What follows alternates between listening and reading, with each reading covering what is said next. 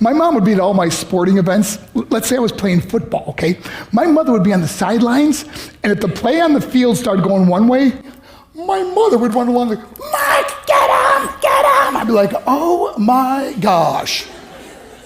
I'd get in the huddle with the other guys. They go, Mark, is that your mother? I go, no, I never saw her before in my life. See, the greatest gift my mother ever gave me, she believed in me.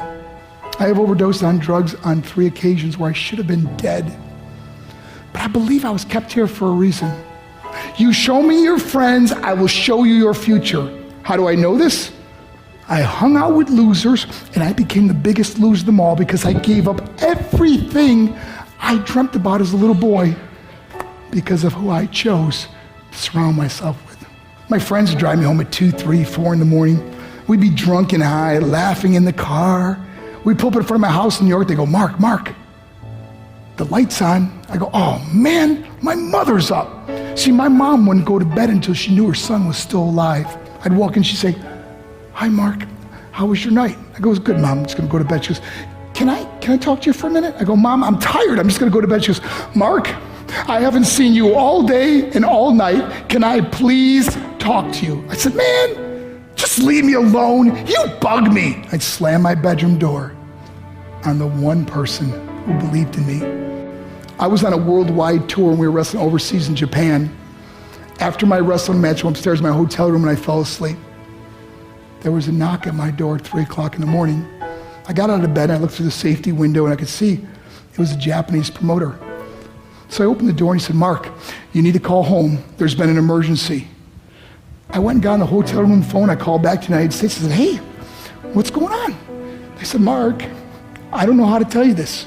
I said, just tell me what happened. All of a sudden they started crying. They go, Mark, I can't tell you. I said, just say it. They said, Mark, your mother died.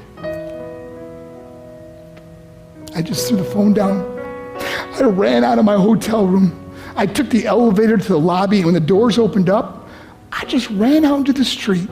I mean, there was no cars, there was no people. It was 3 o'clock in the morning.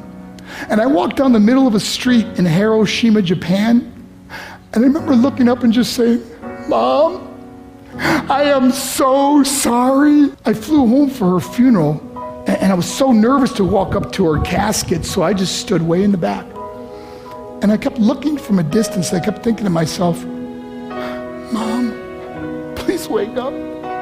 Please get up. And then I finally got the nerve to walk up to her. And as I got closer, I could see my mom for the first time. I mean, she was so beautiful. She was dressed in white. I mean, she looked like an angel. And I just stood over and I said, Mom, you are my hero.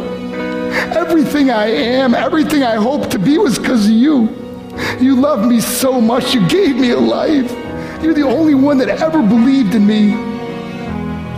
How did I repay her? By getting drunk, by getting high, by getting stupid, by hanging out with losers? For what? All she ever wanted to do was talk to me. I wish I could talk to you now, Mom. I wish you could see what I'm doing. Why couldn't I have been a better son? We are defined by our choices. But if you surround yourself with people involved in drugs and alcohol and pills, it's a dead end.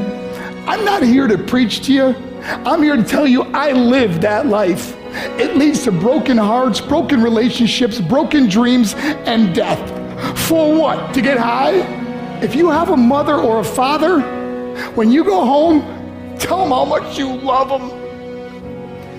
See, my whole life was about being rich and famous. I had to be a millionaire. I had to win the race. I had to win the race at the expense of my marriage, my family, my friends. For what? To be all alone in the world? I learned what is truly important, and that is how precious this gift of life is, and our families, and how quickly it can be taken away. See, I no longer live in time, I live in moments. See, it's not what's in your pocket that matters, it's what's in your heart that truly matters. Love Love is just a word until somebody comes along and gives it meaning. You're the meaning.